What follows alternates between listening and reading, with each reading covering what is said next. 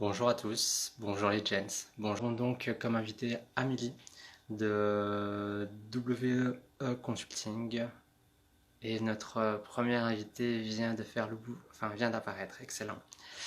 Donc on va parler de business, on va parler d'entrepreneuriat. Je sens que ça va être une très très très grande pointure.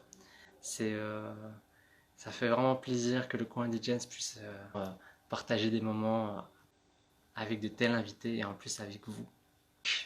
Je vais tout simplement inviter Amélie. Bonjour, Hello, ça va? comment tu vas? Ça va et toi? Oui, ça va, top, top, top, top, top. Allez, Euh, D'abord, enfin, je tiens déjà à te remercier d'être présente. non, avec C'est plaisir. c'est vraiment, ça fait plaisir. Il faudrait juste préciser un peu à tout le monde que tu as, un planning très chargé Mhm. et qui fait que tu as pu réussir à nous donner un peu de temps et rien que pour ça, c'est vraiment, enfin, très gratifiant que tu nous donnes ton temps. Non, avec Donc, plaisir. Émilie, avec grand plaisir. Donc, Émilie, c'est bien ça, hein? Je fais Oui. pas d'erreur dans le nom. Est-ce que tu pourrais te présenter et nous dire ce que tu fais exactement dans la vie? Alors, donc, moi, je suis donc Émilie Boucaï, je suis cofondatrice de We Consulting et aussi consultante en banque et assurance et plus principalement risk manager. Donc, ce que je fais dans la vie day to day, c'est vraiment d'apporter des solutions dans les banques à travers différentes missions. Donc, des missions de business analyst, de project management ou de risk management. Et à côté de ça, on travaille avec We Consulting où on accompagne les entreprises, les entrepreneurs dans leur développement business. Donc voilà. Ok, Oui. pas mal, pas mal du tout. Euh, et dis-moi, qu'est-ce que tu as fait pour en arriver là justement? Quelle a été la filière scolaire pour que tu puisses avoir autant de bagages? Je pense que oui, pour autant dans We Consulting que dans mon métier de consultante, ça a vraiment été tout d'abord mon histoire, en fait. Donc, je suis une fille qui vient d'une famille de quatre garçons. Et puis, donc, j'ai grandi dans un foyer où finalement, ben, c'était l'homme qui avait une certaine place. Donc, je pense que c'est déjà de là que vient toute ma détermination d'avoir voulu faire des études universitaires. Donc là, j'ai fait des études d'ingénieur de gestion avec une orientation en finance et puis ensuite une spécialisation en création d'entreprise. À côté de ça, je faisais aussi beaucoup de théâtre, de la musique, du chant, de la danse. Donc c'est vrai que j'avais aussi toute une orientation très artistique. Et donc quand on a Ok, développé We Consulting, ben, finalement je me suis rendu compte que c'était un peu l'approche que je voulais proposer, non seulement par des services plus financiers que des services plus créatifs comme le branding, mais c'était vraiment de pouvoir enfin, allier justement mes deux univers en fait.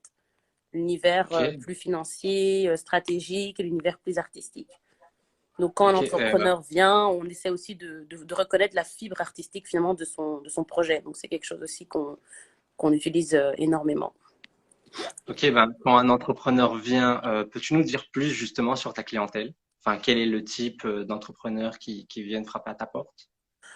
Donc, en fait, niveau entrepreneur, au début, donc, on avait principalement des femmes, puisque c'était vraiment notre cible primaire.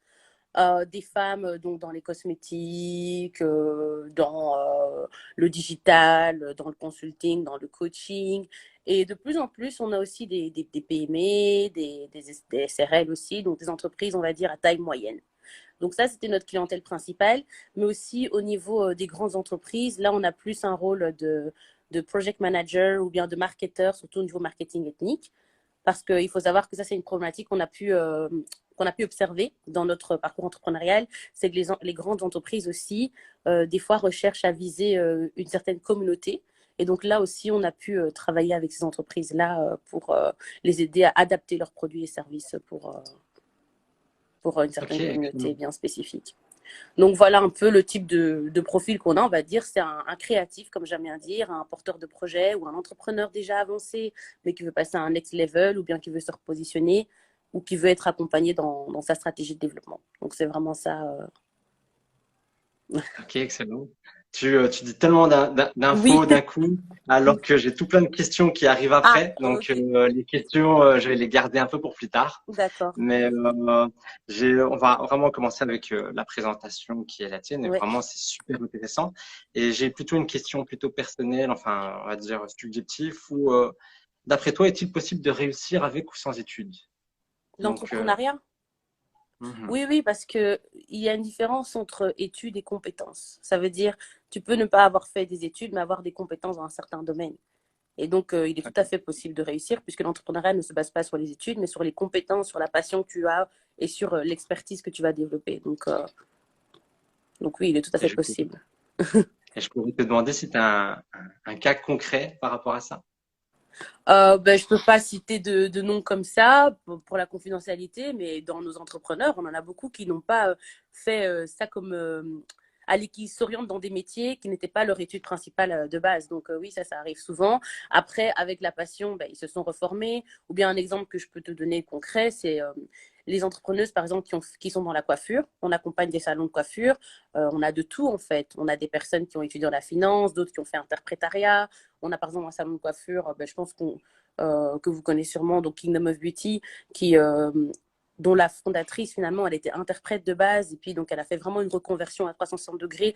Donc voilà, c'est le don qu'elle a aussi pour la coiffure, la passion qu'elle a pour la coiffure, qui a finalement primé et qui lui a donné ces compétences-là aussi qu'elle a aujourd'hui pour se positionner sur le marché. Donc il y en a d'autres également, mais beaucoup d'entrepreneurs, finalement, oui, on ne regarde pas leur étude, mais leurs compétences et là où ils veulent s'orienter, vers où ils veulent se positionner en fait. Ok, magnifique. Tu parles de compétences. Oui. Je te rejoins complètement. Mais dis-moi, pour tout entrepreneur, quels sont les points forts supplémentaires qu'il pourrait justement acquérir pour se lancer? Pour se lancer, bon, souvent, moi, quand on commence, on reçoit un entrepreneur, on a besoin d'abord de comprendre sa vision. Donc, sa vision principale. Donc, ça, c'est très important. C'est pas un entrepreneur qui veut, par exemple, juste lancer un produit, mais c'est quelqu'un qui a vraiment une vision derrière, qui a aussi une écoute par rapport au marché. Parce qu'un entrepreneur, finalement, c'est quelqu'un qui veut apporter une solution par rapport à un marché. Donc, ça, pour moi, finalement, la caractéristique d'entrepreneur, c'est quelqu'un qui a de l'empathie et qui est créatif. Donc, il va être créatif, il va pouvoir créer, chercher des solutions pour répondre à un problème qu'il a observé. Donc, je parlerai même pas en termes de compétences d'abord, mais en termes de caractéristiques. Et puis, il a aussi cette audace. Il a aussi cette audace d'oser et de se dire, bon, peut-être que telle personne, elle a réussi comme ça à répondre à cette solution, mais moi, j'ai capté encore un autre besoin et je vais proposer à ma façon cette chose-là. Donc, c'est un peu cette audace, oui, de pouvoir challenger certains codes de marché, de pouvoir venir avec un concept plus innovant sans être pour autant sûr qu'il va fonctionner. Mais c'est ça un peu les caractéristiques. C'est vraiment l'audace, l'écoute, l'empathie et oser finalement aller vers les potentiels clients. Donc clairement oser et puis une fois qu'on a sauté, c'est là où on commence à justement à essayer d'apprendre de nouveaux métiers ou Oui, c'est faut faire la pour moi c'est ça, c'est vraiment avoir cette preuve en fait d'un côté d'avoir l'audace, mais d'avoir aussi cette humilité, cette prise de recul constante. Parce qu'il faut savoir que même nous, quand on accompagne un entrepreneur, on se remet en question constamment. Donc, c'est pas qu'on a. Quand un entrepreneur vient et qui veut se faire accompagner, je n'ai pas un programme tout fait, bien fait en fait. Quand on dit programme sur mesure, c'est parce qu'on est obligé de comprendre comment fonctionne l'entrepreneur, de comprendre dans quel environnement il a grandi, quelles sont ses barrières et ses freins, et voir nous, en fait, comment on va pouvoir l'accompagner. Et puis, il y a cette étape très importante qu'on fait également, c'est vraiment l'ideation. Donc, c'est vraiment de traduire ses idées. Et donc, pour traduire les idées d'entrepreneur, il faut vraiment avoir cette écoute-là. Donc, c'est l'audace, mais aussi vraiment être orienté vers le client, orienté vers le problème. C'est magnifique parce que tu entames justement la question qui allait venir. Oui, Et là, je vais prendre un cas un peu le mien. oui, C'est, on va dire, un jeune entrepreneur. Je viens vers toi. d'accord. Qu'est-ce que je dois faire avant de me lancer justement dans l'aventure? Et on repasse, si on peut, bien sûr, hein, si Mhm, on peut passer en revue tous les points importants du début jusqu'à la fin. Un jeune entrepreneur, début de trentaine, fin mhm, vingtaine qui part de rien en fait, juste une idée. Il s'est dit ah d'accord. pourquoi pas j'ai pas. Première des choses, donc nous c'est ce qu'on appelle l'étape un peu de la modélisation. Je rajouterai à ça donc la phase vraiment de idéation, donc de vraiment traduire ton idée, de comprendre d'où elle vient, est-ce qu'elle vient de ton histoire, de ton identité, de tes expériences. Donc vraiment de comprendre en fait quel est ton driver, tu vois, de voir vraiment ce qui te motive à entreprendre et de te aller. d'essayer de voir maintenant dans ta vision vers où tu veux aller et quel impact tu veux créer. Ensuite, on va modéliser ton business. C'est vraiment une étape très importante. Donc, avant de créer une société, avant d'aller chez le notaire, c'est vraiment de modéliser ton business et de comprendre qu'en fait, entreprendre, ce n'est pas sortir un produit fini, mais c'est de itérer. Donc, c'est-à-dire de sortir un produit alpha, un produit bêta, et donc de finalement peaufiner son produit et d'être prêt à pivoter en fait. Donc pivoter, c'est vraiment se dire en fait, je voulais aller dans telle direction, je pensais que c'était cette cible que je devais viser, mais en testant, en ayant par exemple organisé un événement, en ayant sorti ma première gamme de t-shirts, en ayant sorti mon premier produit et prototype, je me rends compte que ma clientèle que je visais a réagi de telle manière. Donc ça veut dire que je dois me repositionner. Aujourd'hui, on est dans le cas d'une grosse crise sanitaire.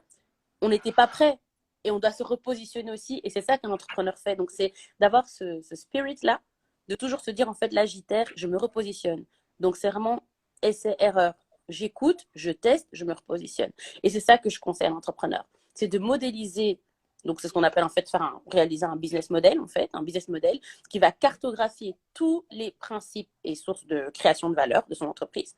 Donc, quand on dit principes et sources de création de valeur, c'est vraiment d'abord de définir ses activités principales, la cible, la proposition de valeur, donc qu'est-ce qu'il va faire qui va créer de la rétention auprès de ses clients, de définir les canaux de distribution, donc est-ce qu'il va passer par un e-commerce, est-ce qu'il va passer par un magasin physique, enfin, selon le business. Donc tous ces éléments-là, il doit aller vraiment les définir et puis les tester. Donc là, on insiste beaucoup, on n'est pas dans une approche papier, on est dans une approche de terrain.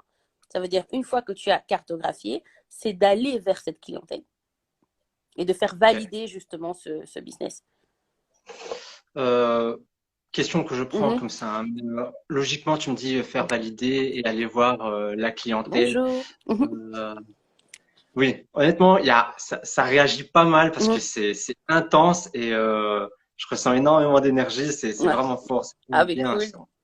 C'est instructif, j'adore. Tu dis d'aller voir justement sa clientèle, enfin, aller voir directement ses proches ou aller plutôt voir des inconnus? Qu'est-ce qui est Mais le mieux pour vous, à avis? moi, je vais parler de mon histoire. Il faut savoir que quand on a commencé We Consulting, en fait, on a été vers les deux. Donc, on avait des proches qui nous ont dit, ben voilà, moi j'ai tel ami qui tourne un peu en rond, qui ne sait pas comment faire pour se lancer. Et donc, j'ai commencé comme ça. Donc voilà, dans notre histoire, je peux voir qu'on a commencé par tester. Et en fait, en testant, ce qu'on a pu faire, c'est valider certaines approches, voir où on devait peaufiner. Je t'explique. Par exemple, aujourd'hui, enfin au début, pardon, pour moi, We Consulting, on allait faire des business plans. Donc ça veut dire nos premières clientèles, on faisait des business plans. Mais le problème, c'est qu'on restait beaucoup trop dans l'approche théorique. Et très vite, j'ai senti que non, il fallait vraiment que la personne elle aille sur le terrain pour qu'elle réalise déjà tout ce qu'elle a dit là et qu'elle voit toutes les difficultés et comment maintenant contourner ces difficultés. Donc là, on a Ok. déjà dû changer l'approche. Donc on a été vers, oui, on va dire l'entourage, des personnes que je connaissais et d'autres que je ne connaissais pas, mais c'était via un certain réseau. Et voilà, on a avancé ensemble. Et donc moi aussi, je demandais toujours des feedbacks. Parce que finalement, la base de tout ce processus, c'est le feedback. C'est de pouvoir recevoir le feedback et, et peaufiner. Aujourd'hui, par exemple, on propose, quand on a des nouveaux porteurs de projets, en fonction de leur stade d'idée, euh, exactement. Bah, Donc, Digitali qui nous dit aussi, non, je vais répondre parce que c'est une très bonne question. Monter un business plan avant de lancer un business. Mais nous, justement, on n'est plus dans l'approche du business plan. Après, quand on se retrouve avec un entrepreneur qui est déjà à un stade avancé, donc il y a vraiment une étude de marché validée, ou par exemple qui a, je sais pas moi, il a lancé son entreprise pendant 3 ans et qui se dit maintenant je vais avoir des nouveaux investisseurs, là on peut réaliser un business plan.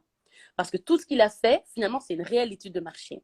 Donc, je suis d'accord avec toi, Digitali. Effectivement, pour se lancer, tu as une idée. Ne commence pas à faire tout un business plan théorique.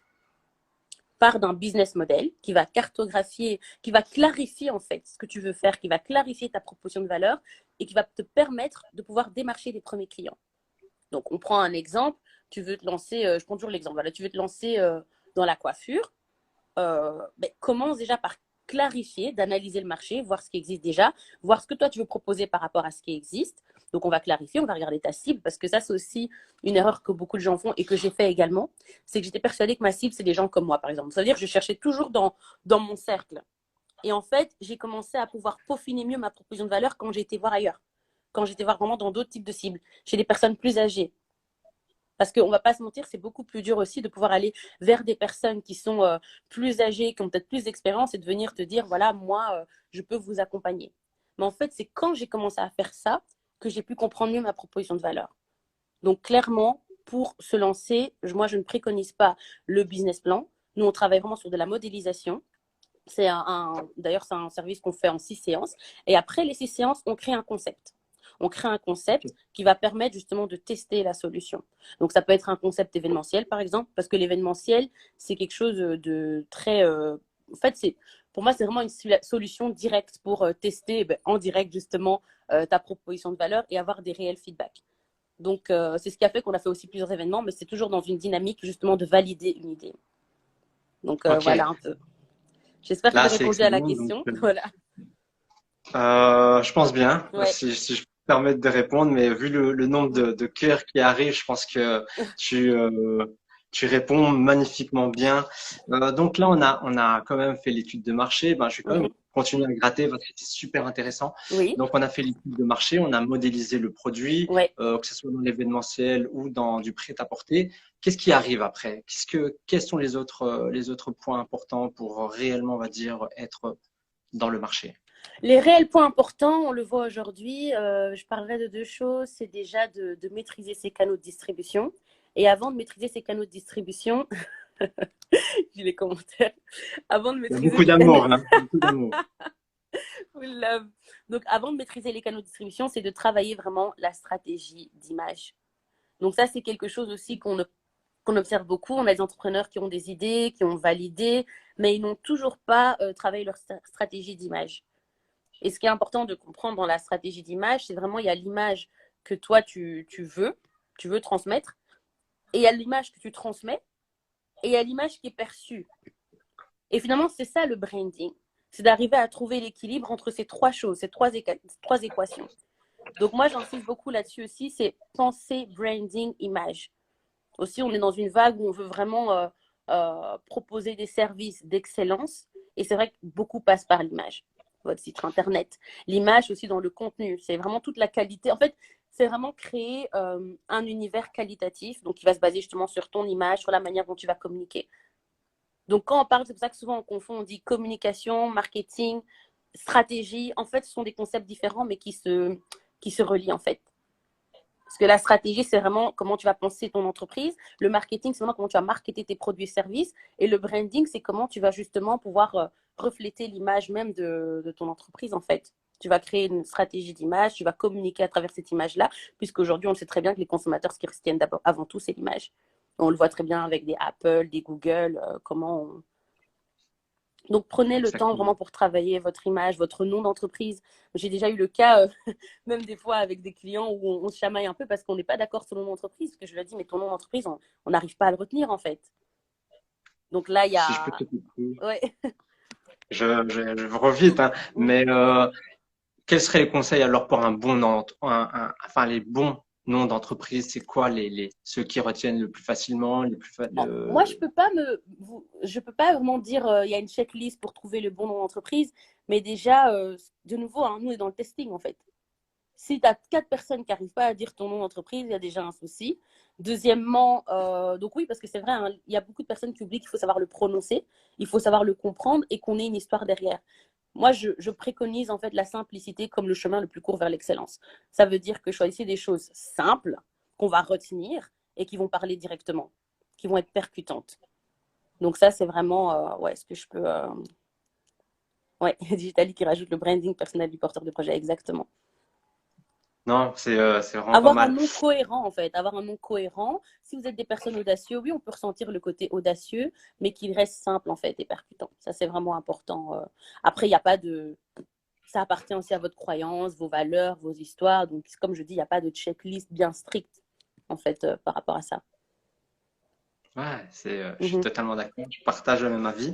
Et bon, on va dire que time is money Mhm. et l'importance des financements, des emprunts. Oui, euh, Lorsqu'on part de zéro, enfin, quels sont déjà les différents moyens de se faire financer, si tu peux en parler, bien oui, sûr, oui. et lequel tu privilégies parmi tous ceux-là?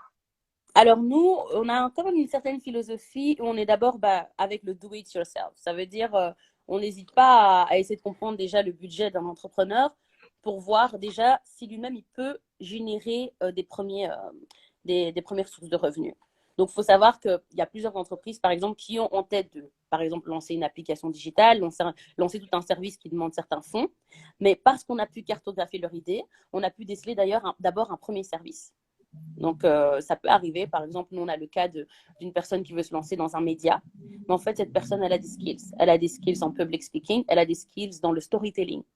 Donc, même si la finalité, c'est de lancer un média, et on le sait, un média, ça demande beaucoup de fonds, nous, on l'encourage d'abord, en fait, à finalement travailler son média. Mais pour le travailler, elle va décliner certains services qui vont lui permettre, en fait, de créer du contenu, d'avoir déjà une certaine audience et d'avoir, en fait, une source de revenus. Donc, ça, c'est vraiment la première source, je le dis, même s'il y a des investisseurs, même s'il y a des banques, il faut que ça parte d'abord de vos fonds propres. Pourquoi? Parce qu'en fait, déjà, même dans toute la, on va dire, la vibe que vous avez dans votre business, c'est toujours important d'avoir vos propres finances qui sont dedans. Vos sacrifices qui vont aller dedans. Enfin, moi, c'est ça qu'en tout cas, nous, on préconise à travers Consulting. Pour d'autres raisons, parce que on le sait tous, avoir des prêts au niveau de la banque et des investisseurs, ça implique d'autres conséquences. Donc, il faut vraiment savoir est-ce qu'on est prêt à aller vers cette dynamique-là. Et surtout, comme je le dis, en fait, tu peux être starté pendant 5 ans. Ça veut dire peut-être pendant 5 ans, tu n'as pas encore validé totalement ton business model final. Donc, demander des financements, faire des levées de fonds avec des investisseurs quand ton business model n'est pas totalement validé par un certain portefeuille client, par un certain marché, pour moi, ça reste un risque en fait d'aller vers un investisseur parce que tu vas faire des promesses que tu n'as même pas encore validées. Maintenant, je peux paraître abstraite, mais c'est vraiment ça en fait. C'est plutôt que de viser un grand projet maintenant avec, donc, qui dit grand projet, grand fond, pensez à votre grand projet et segmentez-le par étapes, par MVP en fait, ce qu'on appelle MVP, donc Minimum Viable Product. Ça veut dire, tu as ton produit final, mais ton produit final, en fait, il a plusieurs étapes. Et chaque étape va te permettre de générer, enfin, de gagner en expérience, de gagner en visibilité et de générer du revenu. Et c'est ainsi de suite que tu vas avancer. Maintenant, voilà, ça c'était vraiment déjà d'abord la philosophie. Maintenant, pour les sources de financement, ben, on les connaît tous. Oui, il y a les prêts. On a des entrepreneurs qui ont fait aussi des prêts. Hein. On a des entrepreneurs qui ont fait des prêts. On a eu des levées de fonds. Donc, ça reste des sources de financement intéressantes qui sont possibles de faire, mais elles demandent certaines garanties. Donc, comme à la banque, on a besoin de garanties, mais c'est la même chose que ça pour un investisseur ou pour une banque. Donc, posez-vous cette question-là. Est-ce que vous êtes prêt à mettre certaines choses en jeu pour garantir ce prêt et l'autre financement dont on ne parle pas souvent, ben, les proches. Moi, je me rappelle mon premier événement qui était un très, très, très gros investissement, puisque c'était le premier, donc on n'était pas encore prêt à savoir tous les investissements qui allaient aller. Mais notre premier source de financement, c'était nos parents, quoi. Et ça, on n'en parle pas assez, mais en fait, nous, on a vraiment, moi, j'ai vraiment assis mes parents à table. Je leur ai dit, voilà, il y a cet événement-là, mais je leur ai dit aussi, je mets autant, et nous, on vous demande juste cette partie-là. Et en fait, je me suis vraiment rendu compte que oui, souvent on a peur, voilà, pour les retombées, le relationnel et tout, mais il y a une certaine manière de le faire en fait. Si on lui expose vraiment la vision, et nous, c'est ce qu'on a fait avec nos parents, je dis nous parce que j'ai fondé donc Consulting avec mon fiancé, donc ça c'est important aussi de le souligner. Et voilà, ils ont cru en notre vision, donc on l'a fait. Et aujourd'hui, ils voient que finalement on est sérieux dans ce cabinet de conseil, dans ce projet. Ok, excellent. Euh, Mhm. enfin, c'est admiratif, j'aime beaucoup. Mhm. Dans l'entrepreneuriat, enfin, je pense qu'on est d'accord, il y a quand même deux écoles où il y a ceux qui ont complètement tout lâché pour vivre de leur passion Oui, et ceux qui le voient plus comme une passion à côté de leur boulot. ouais. Mais dis-moi, toi, à travers tout ton storytelling, tu nous as pas précisé si tu avais tout lâché et comment tu as vécu justement cette étape de transition où tu nous as dit, tu as demandé des fonds à tes parents. Enfin, Mhm. comment tout cela est arrivé et comment tu l'as vécu? Mais déjà, en fait, il y a un truc qui est très marrant dans ce que tu dis. Tu dis, il y a deux écoles, il y a ceux qui ont tout lâché et ceux qui vivent les deux. Et moi, je vais te dire, j'ai l'impression qu'en fait, alors c'est que je suis vraiment dans la deuxième école. Ça veut dire que j'ai tout lâché, mais j'ai tout lâché dans ma tête. Ça veut dire qu'aujourd'hui, je travaille toujours en banque et je suis donc indépendante complémentaire avec du consulting. Mais finalement, quand je regarde, je suis déjà 100% dans le consulting. Donc, ce que je veux te dire, c'est que tout est une question de processus. De processus. Je pense que chaque personne qui entreprend a cette vision-là de tout lâcher à un moment et d'être à 100%. Maintenant, c'est chacun qui fait avec ses réalités, qui se donne des objectifs en termes de temps, en termes de rentabilité, en termes de portefeuille client. Donc, il y a vraiment des objectifs stratégiques qu'on se donne. Et puis, à un certain moment, on se dit, OK, là, on est prêt et on lâche tout. Mais il faut savoir que tout part de la tête. Moi, je sais déjà qu'aujourd'hui, même pour vous faire part, je suis dans cette phase où je sais que mon cerveau a déjà tout lâché. Et donc, c'est un gros combat parce que je dois toujours. Enfin, j'ai une double vie dans ma tête, en fait. Donc, je dois faire des transitions où le matin, je me lève. Je ne sais même pas comment je vais terminer la journée parce que je dois commencer avec un rapport à rentrer à la banque. Et puis, je dois terminer avec une modélisation. Et puis, après, j'ai une session de travail et je dois être pétillante et je dois motiver la personne. Mais ce qui est marrant, c'est que ça, je tiens à vous le dire, quand vous faites vraiment ce que vous aimez, vous sentez même pas cette transition en fait. Parce que des fois on me dit ouais mais comment tu fais, on dirait que tu es schizophrène et je dis ouais mais je crois que je suis un peu schizophrène mais c'est peut-être dû à la passion alors parce que c'est vrai que j'ai dû apprendre à switcher très très vite entre les deux et jongler. Vous dormez beaucoup. Non ça c'est vrai aussi, il faut dire c'est un réel sacrifice. C'est vrai que je peux pas vous dire que voilà entreprendre c'est facile et c'est toujours le monde des bisounours, on dort pas beaucoup. On dort pas beaucoup mais on sait pourquoi on le fait. Et en fait, moi, pour moi, ça a été plus une libération qu'autre chose parce que c'est comme si, en fait, tu assumes qui tu veux être, tu assumes cette chose-là. Et quand tu assumes, en fait, tu es prête à tout assumer. Tu es prête à assumer que peut-être certaines personnes ne te comprendront pas. On te jugera, on te dira, tu prends pas le temps pour nous.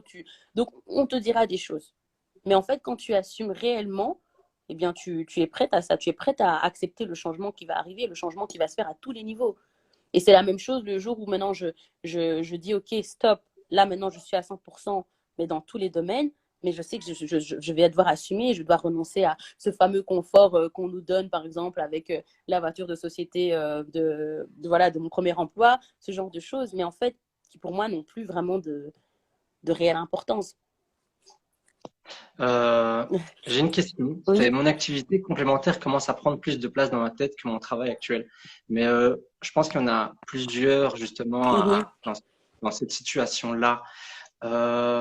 Comment ça se passe au niveau des salaires? Est-ce qu'il faut déjà tout abandonner? On abandonne à partir du moment où on se dit que notre activité complémentaire nous rapporte plus que l'activité Mhm. primaire. Enfin, quels sont les conseils vis-à-vis de ça?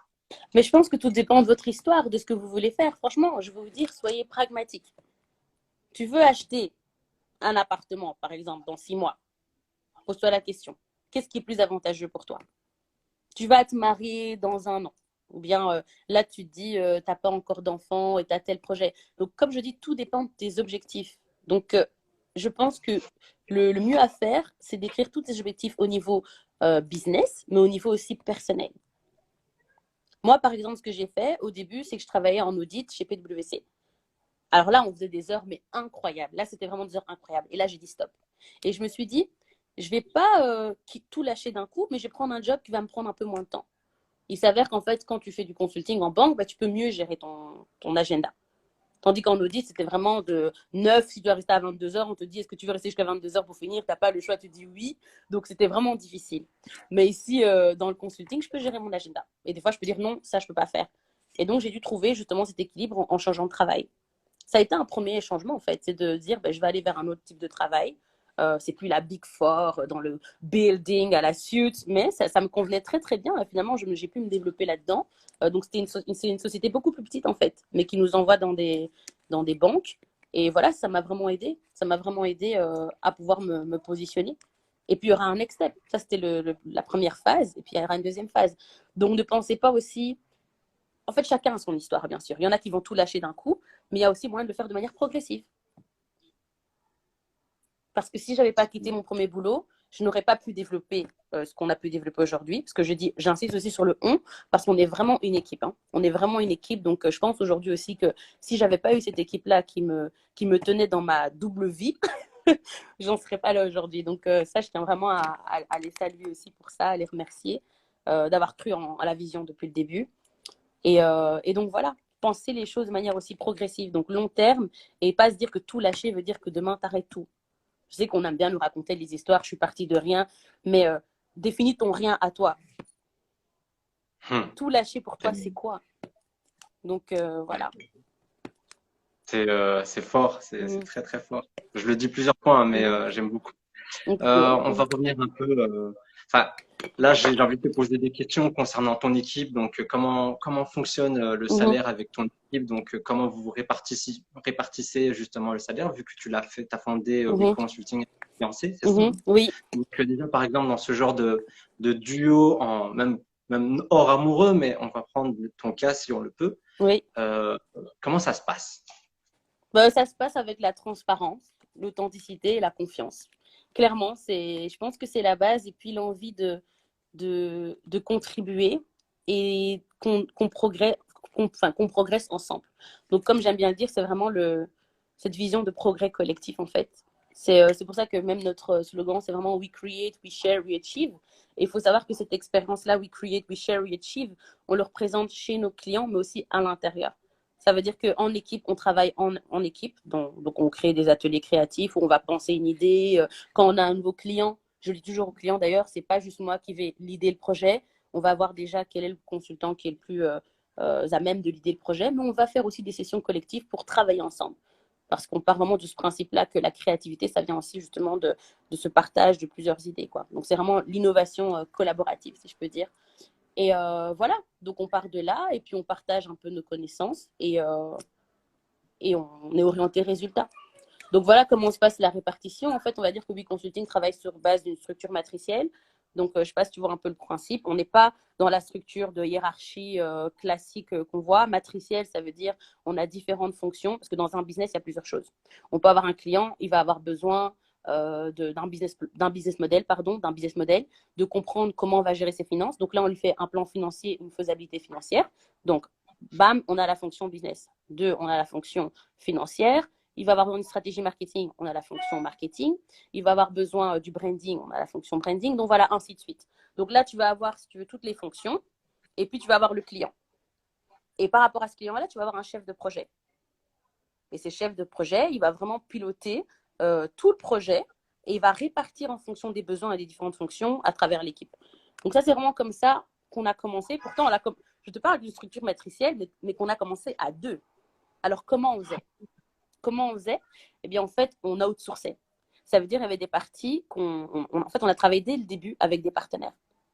Et ça, c'est vraiment un conseil aussi que je vous donne. Je sais qu'il y a, il y a la peur, hein, par collaborer, c'est pas quelque chose de facile, mais ça vous permet en fait de faire des steps beaucoup plus importants. Donc, ça veut dire que nous, on est directement partis sur une structure, même quand on n'était que deux. Et puis, ça veut dire que les nouveaux consultants qui sont arrivés ben, ont intégré cette structure-là. Et donc, certaines parties qui étaient faites en externe ont été remplacées par des fonctions internes au fur et à mesure. Excellent. Je partage, enfin, j'avais une idée d'entreprise en plus, mais on partage la même idée que c'est trop fou. Bon, on va quand même parler du prix parce que tous les services, tous les produits ont un certain coût et ont un Oui. certain prix. Comment définir son prix? Euh, enfin, oui, comment définir son prix et s'adapter à vis-à-vis de la clientèle, enfin, tout ce que tu peux nous dire dessus. Ben, ce que je peux vous dire dessus, ce qu'on apprend même à l'école, hein, c'est que finalement, le prix, il va refléter la valeur de ton entreprise. Donc maintenant, pour pricer, il y a deux approches. C'est que soit tu es dans un business, par exemple, dans la mode, souvent on a deux approches, hein. Il y a l'approche de la marge. Donc tu vas calculer tous tes coûts et puis tu vas appliquer une marge. Ça, c'est l'approche classique. Aujourd'hui, à l'ère justement du branding, de l'image, où on raconte des histoires à travers nos produits et nos services, on arrive à cette approche valeur. Donc l'idée, c'est vraiment de valoriser ton produit sur base de comment ton client valorise ton produit en fait. Donc comment ça fonctionne? Nous, par exemple, ce qu'on fait, on travaille beaucoup par budget.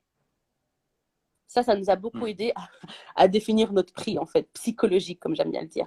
Donc ça veut Ok. dire, quand un entrepreneur vient vers nous, on demande toujours c'est quoi ton budget.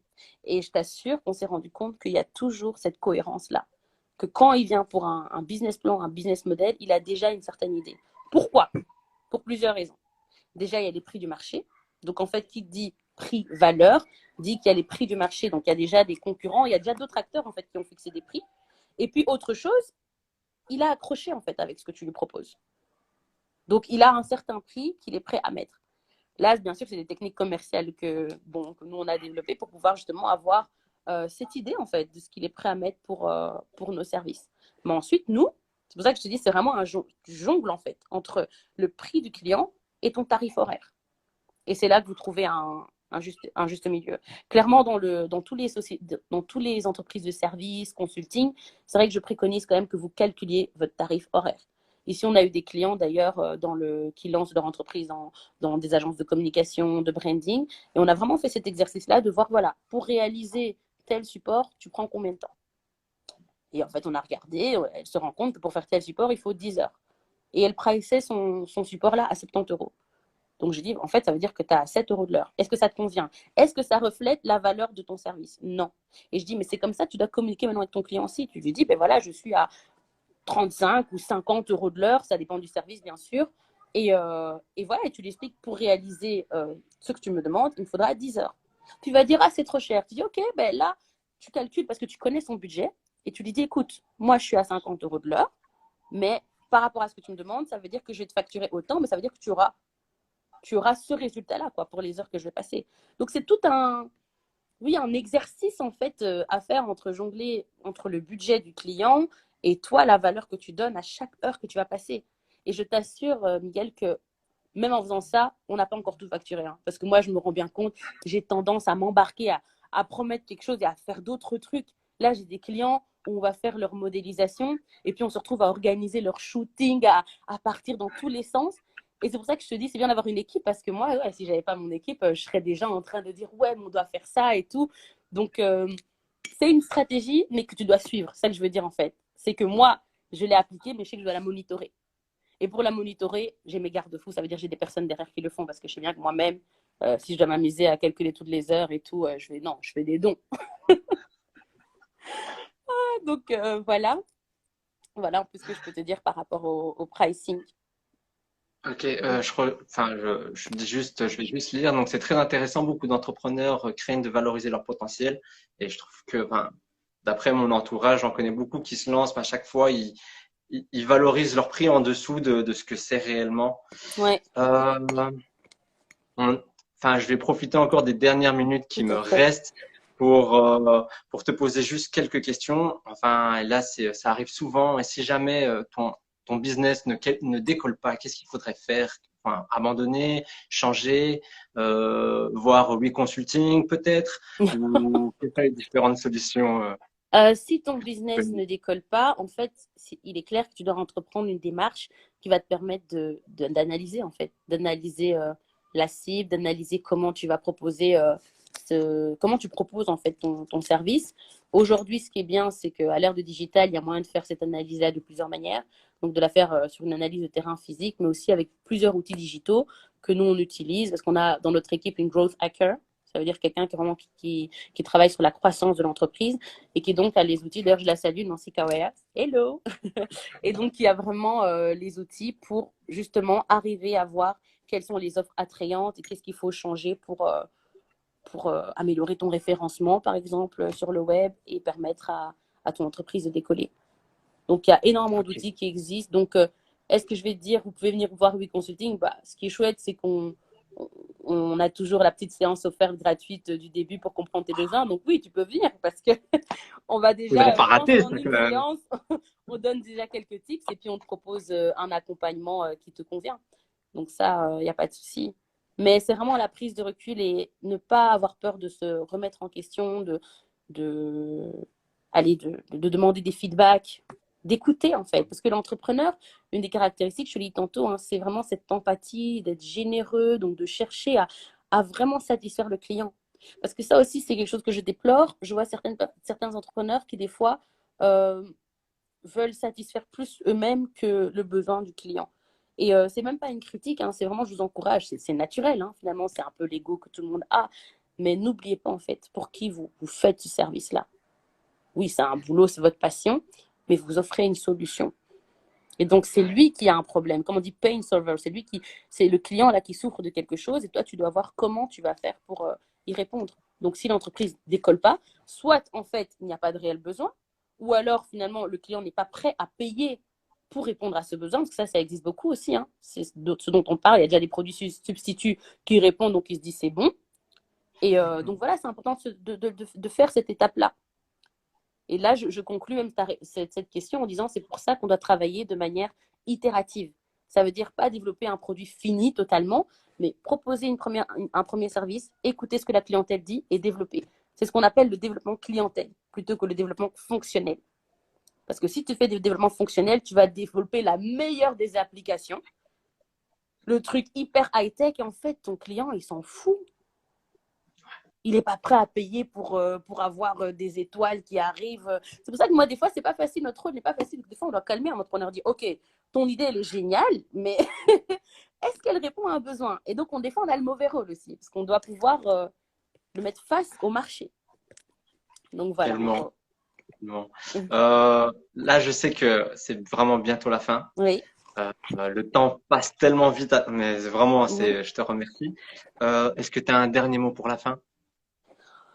Alors, mon dernier mot pour la fin, c'est, ben, je sais qu'en cette période aussi qui est un peu compliquée, donc moi, je veux vraiment vous inviter à vous rappeler en fait pourquoi vous démarrez en fait cette aventure. Clairement, c'est pas une aventure facile. C'est pas une aventure facile. Des fois, tu peux te sentir incompris. Tu peux avoir l'air d'avoir des idées de folle, tu as des idées tout le temps. Moi, j'avais ça en fait, au début, je dormais pas, j'avais des idées tout le temps et tu te disais les gens vont me prendre pour une folle. Mais crois, en fait, assume qui tu es.